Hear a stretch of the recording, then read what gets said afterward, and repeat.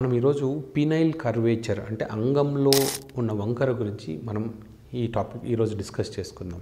So ఈ వీడియోలో మనకు పెనిస్లో బెండ్ ఉన్నది, మనకు ఉన్నప్పుడు ఏం చేయాలి అంటే మొదటిగా మనకు బెండ్ ఎక్కడ ఉంది, ఎంత బెండ్ ఉంది అనేది మనకు ముఖ్యం.